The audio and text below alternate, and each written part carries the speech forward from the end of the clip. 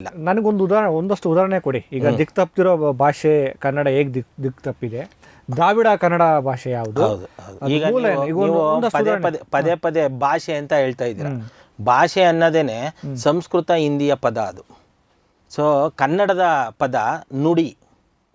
ದ್ರಾವಿಡ ಕನ್ನಡ ಅಂದರೆ ದ್ರಾವಿಡ ಕನ್ನಡ, ಕನ್ನಡದ ಪದ ನುಡಿ ಅಂತ. ನುಡಿ ಅನ್ನೋದನ್ನು ನಾವು ಬಳಸ್ತಾನೇ ಇಲ್ಲ. ಯಾಕೆ ಅಂತಂದರೆ ನಮಗೆ ಈ ಭಾಷೆ ಅನ್ನೋ ಪದನ ಏರಿಕೆ ಮಾಡಿಬಿಟ್ಟಿದ್ದಾರೆ. ಪ್ರತಿದಿನ ನ್ಯೂಸ್ ಚಾನಲ್ ಆಗ್ಬೋದು, ಪೇಪರ್ ಆಗ್ಬೋದು, ಅಕಾಡೆಮಿಕ್ಕು ಇದರಲ್ಲಾಗ್ಬೋದು, ಇದರಲ್ಲಿ ಏರಿಕೆ ಇದೆ. ಹಿಂಗೆ ನೀವು ಹುಡುಕ್ತಾ ಹೋದರೆ ದೇಶ ಅಂದರೂ ಕೂಡ ಅದು ಸಂಸ್ಕೃತ ಮತ್ತು ಹಿಂದಿಯ ಪದ. ಪ್ರದೇಶ, ದೇಶಕ್ಕೆ ನಾಡು ಅಂತ ದ್ರಾವಿಡ ಕನ್ನಡದಲ್ಲಿ ನಾಡು ಅನ್ನೋದು. ಮತ್ತು ಪ್ರದೇಶ, ಇದಕ್ಕೆ ಸೀಮೆ ಅಂತ ಕರಿತೀವಿ. ಮೂಡು ಸೀಮೆ, ತೆಂಗ್ ಸೀಮೆ, ನೀವು ಆ ಕಡೆ ಸೀಮೆಯವರ, ಹಿಂಗೆ ಮಾತಾಡ್ತೀವಿ ನಾವು. ಈ ಬೈಬಕ್ರೆ ಯಾವ ಸೀಮೆನವನು, ಯಾವ ಸೀಮೆನೋ ಅಂತ ನೋಡಿ. ಯಾರು ಈ ಅಕಾಡೆಮಿಕ್ ಎಜುಕೇಷನ್ ಪಡೆದಿಲ್ವೋ ಇವತ್ತಿಗೂ ಅಜ್ಜಿ ತಾತ ನೀವು ಮಾತಾಡಿಸಿ, ಅವರು ಮಾತಾಡೋದೇ ದ್ರಾವಿಡ ಕನ್ನಡ. ಭಾಳ ಸೊಗಡು ಅಂತ ಕರೀತಾರೆ ಅದಕ್ಕೆ. ಅಷ್ಟು ಅದ್ಭುತವಾಗಿರುತ್ತೆ.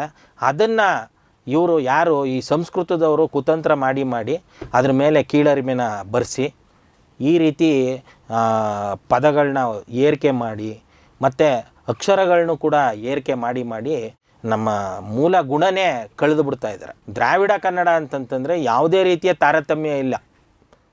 ವ್ಯಕ್ತಿಗಳ ಮಧ್ಯ ಜಾತಿ ತಾರತಮ್ಯ ಇಲ್ಲ, ವರ್ಣ ತಾರತಮ್ಯ ಇಲ್ಲ, ಲಿಂಗ ತಾರತಮ್ಯ ಇಲ್ಲ, ಆರ್ಥಿಕ ತಾರತಮ್ಯ ಇಲ್ಲ.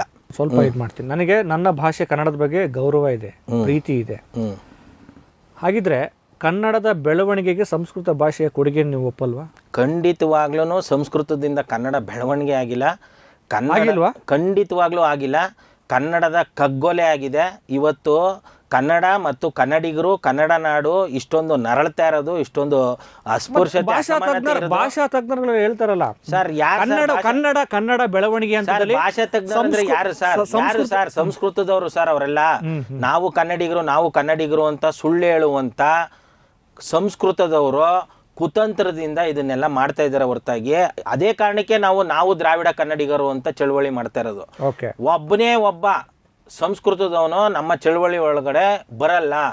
ನೀವು ಬೇರೆ ಯಾವುದೇ ಹೆಸರಲ್ಲಿ ಚಳವಳಿ ಮಾಡಿ ಸರ್, ಸಮಾನತೆ ಹೆಸರಲ್ಲಿ ಚಳವಳಿ ಮಾಡಿ, ಬೇರೆ ನೀವು ಪ್ರಗತಿಪರ ಅಂತ ಚಳವಳಿ ಮಾಡಿ, ಜಾತ್ಯತೀತತೆ ಅಂತ ಚಳವಳಿ ಮಾಡಿ, ಇದನ್ನೂ ಲೀಡ್ ಮಾಡುವಂಥವ್ರು ಸಂಸ್ಕೃತದವರೇ.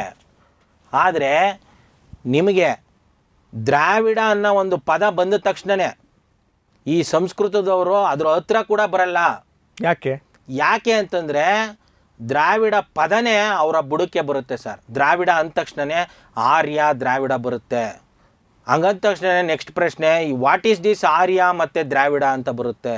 ಹಂಗಂದರೆ ಅದೆರಡೂ ಬೇರೆ ಬೇರೆ ಜನ ಅನ್ನೋದು ಡೀಟೇಲ್ ಆಗಿ ಮೊದಲಾದ್ರೂ ಪ್ರೂಫ್ಸ್ ಇರಲಿಲ್ಲ.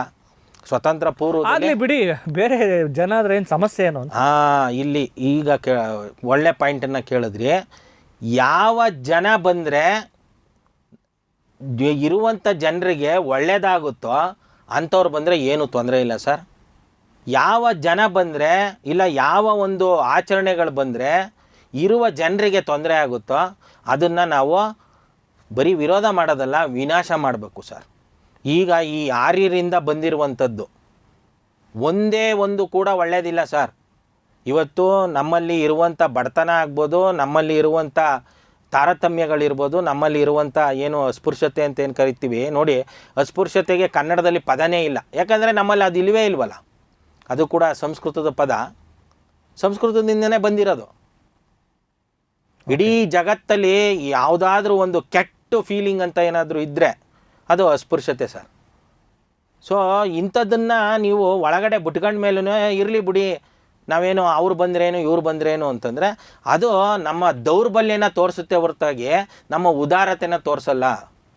ತುಂಬ ನಮ್ಮನ್ನು ಹೆಂಗೆ ಯಾಮಾರಿಸ್ಬಿಟ್ಟಾರ ಅಂದರೆ ಕನ್ನಡಿಗರು ಉದಾರತೆ ಮನಸ್ಸಿನವರು, ವಿಶಾಲ ಹೃದಯದವರು, ಈ ಥರ ತಿರ್ಗಾ ಅದನ್ನು ಕೂಡ ಯಾರೋ ಸಂಸ್ಕೃತದವನೇ ಅದನ್ನು ಯಾಮಾರಿಸಿರ್ತಾರೆ. ಹಾಗಾಗಿ ಅಷ್ಟು ಕೇರ್ಲೆಸ್ ಆಗಿ ಮಾತಾಡೋದು ಒಳ್ಳೆಯದಲ್ಲ. ನುಡಿ ಅಂತಂದರೆ ಎಲ್ಲ, ನುಡಿ ಅಂತಂದರೆ ಬದುಕು, ನುಡಿ ಅಂತಂದರೆ ಜೀವ, ನುಡಿ ಅಂತಂದರೆ ಉಸಿರು, ನುಡಿ ಅಂತಂದರೆ ಮಾತು,